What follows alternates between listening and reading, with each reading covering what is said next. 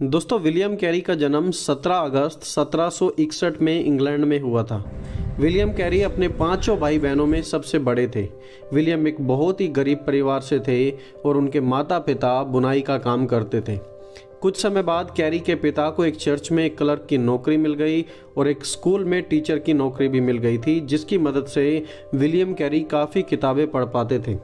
वो पढ़ने में इतना ज़्यादा इंटरेस्टेड थे बचपन से ही कि उनकी माँ रात को उन्हें ज़बरदस्ती सुलाती थी, क्योंकि जब वो एक किताब को पढ़ना शुरू करते थे तो उसे ख़त्म कर कर ही सोते थे। 11 साल की उम्र में विलियम कैरी ने इतनी मेहनत की कि उन्होंने खुद किताबें पढ़कर लैटिन भाषा को सीख लिया था।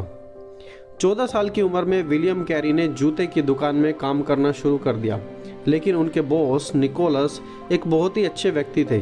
वो कैरी को काम के साथ साथ पढ़ने के लिए भी उत्साहित करते रहते थे, जिसका परिणाम ये था कि जब 16 साल की उम्र हुई विलियम कैरी की, तो 16 साल की उम्र में उन्हें ग्रीक यानी कि यूनानी भाषा, हिब्रू भाषा यानी कि इब्रानी और लैटिन भाषा, 3 बड़ी भाषाएं आ गई थी और इंग्लिश तो उन्हें आती ही थी।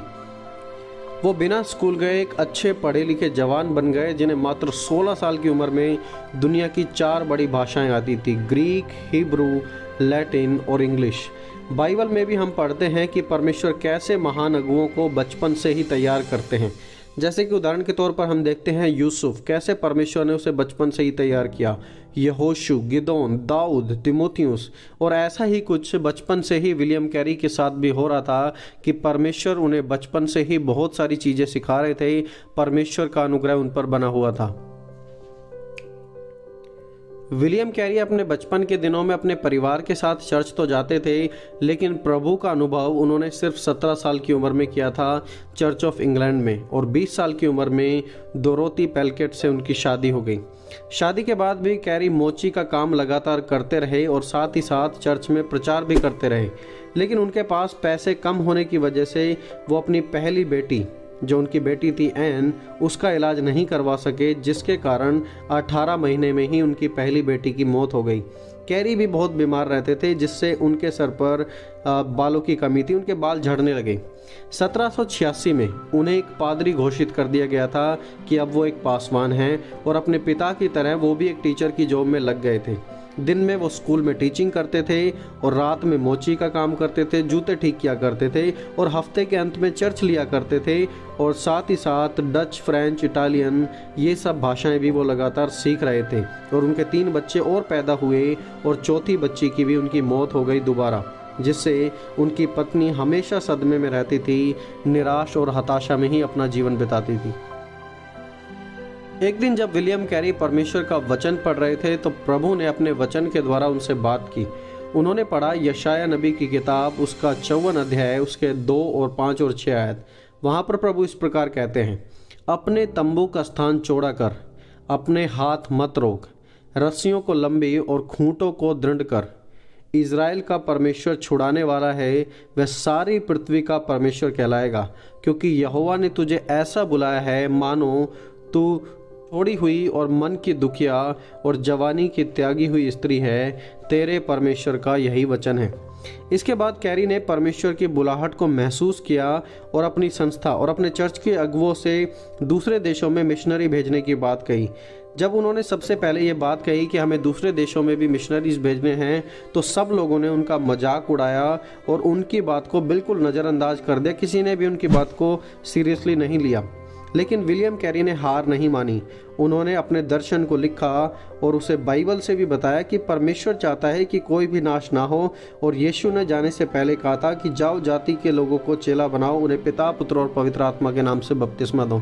तो उन्होंने बाइबल से भी सपोर्ट करके इन बातों को अपने कलीसिया के, अपने जो चर्च के अगुवे थे, उनके सामने प्रभु के दर्शन को रखना शुरू किया। इस प्रकार धीरे धीरे कुछ लोग विलियम कैरी के फेवर में आ गए और फिर उन्हें अलग अलग चर्चों में बुलाया जाता था और बहुत सारे लोगों ने उनकी बातें सुनी। और जब बातें सुनी तो उसका रिजल्ट क्या था दोस्तों? पहली बार इतिहास में ऐसा हुआ, यूरोपियन मिशनरी सोसाइटी सन 1792 में शुरू की गई, ताकि दूसरे स्थानों पर भी, दूसरे देशों में भी मिशनरीज को भेजा जाए। इसी दौरान विलियम कैरी एक व्यक्ति से मिले जिनका नाम था doctor John Thomas. Doctor John Thomas पहले इंडिया आ चुके थे और इंडिया में वेस्ट बंगाल में रहा करते थे, और उन्होंने विलियम कैरी को बताया कि अभी तक भी इंडिया में बंगाली में और कुछ दूसरी भाषाओं में बाइबल नहीं है। और विलियम कैरी को ये बात टच कर गई और फिर क्या, वो निकल पड़े इंडिया की ओर परमेश्वर का कार्य करने के लिए। अब दोस्तों इतना आसान नहीं था एक देश से दूसरे देश में आना। उस समय इंग्लैंड से इंडिया आने के लिए समुद्र के द्वारा 5 महीने लगते थे, और उनकी पत्नी ने इंडिया आने से बिल्कुल मना कर दिया था, वो खुश नहीं थी।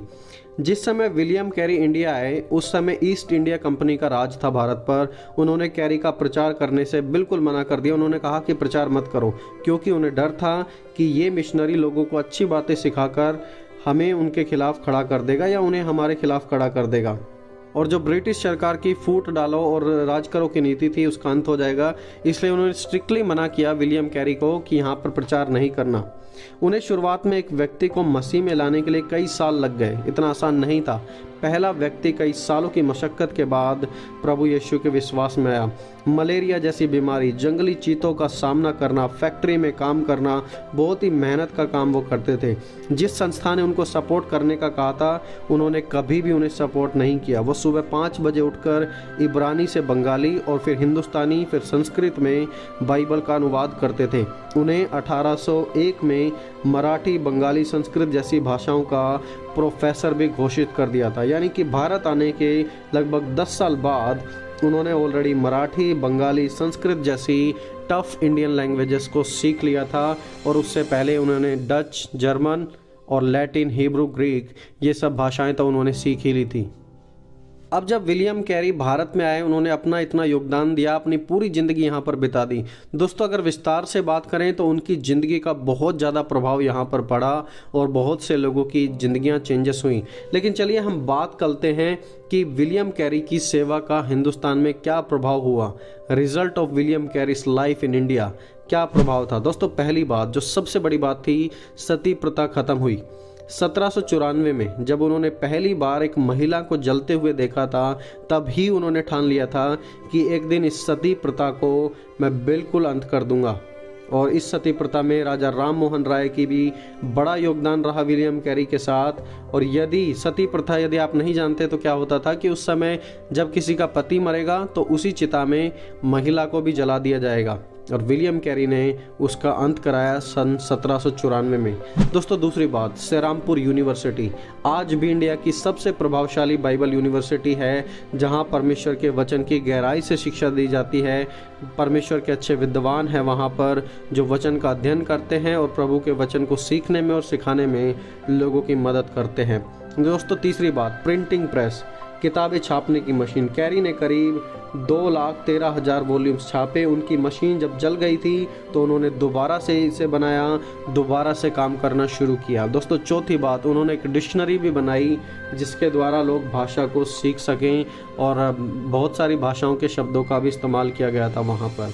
सन 1834 में विलियम कैरी एक दिन बीमार हो गए और उनकी मौत हो गई, क्योंकि उस समय इंडिया में ज़्यादा अच्छा इलाज नहीं था, ना ही इलाज की कोई सुविधा थी, और जो हॉस्पिटल्स थे वो भी बहुत ही कम हुआ करते थे। उनकी मौत के समय हिंदू, मुस्लिम, मसीह, पंडित, दलित सब उनकी अंतिम प्रार्थना में शामिल हुए थे जब उन्हें दफनाया जा रहा था। जब कैरी इंडिया आए थे दोस्तों उस समय यहाँ पर कोई मिशंस नहीं थे, बहुत ही कम लोग थे, लेकिन उनकी मौत के समय वहाँ पर 30 मिशनरी थे, वहाँ पर 40 लोकल टीचर्स थे, वहाँ पर 45 चर्च थे, वहाँ पर 600 विश्वासी थे, वहाँ पर इंग्लिश बैप्टिस्ट मिशनरी सोसाइटी थी, वहाँ पर पंजाबी, मराठी, संस्कृत, बंगाली, हिंदुस्तानी जैसी भाषाओं का बाइबल में अनुवाद किया जा रहा था। बंगाली और इंग्लिश डिक्शनरी थी वहाँ पर। सती प्रथा बंद हो गई, सेरामपुर कॉलेज आ गया, और भारत में पहला न्यूज़पेपर भी छपा था विलियम कैरी के समय में। दोस्तों विलियम कैरी ने सच ही कहा था, expect great things from God and attempt great things for God. प्रभु से महान चीज़ों की आशा रखो और प्रभु के लिए महान करो। और विलियम कैरी ने अपने जीवन के द्वारा दिखा दिया है कि जब एक व्यक्ति अपने दर्शन को प्रभु के हाथों में दे देता है और प्रभु के दर्शन को समझता है तो पूरा का पूरा देश बदल सकता है। और दोस्तों आज हम देखते हैं कि हमारे देश में प्रभु का कितना बड़ा कार्य लगातार चल रहा है। आज वेस्ट बंगाल में आप देखिए कितनी जगह पर मिशंस हैं और प्रभु का कार्य लगातार बढ़ता ही जा रहा है।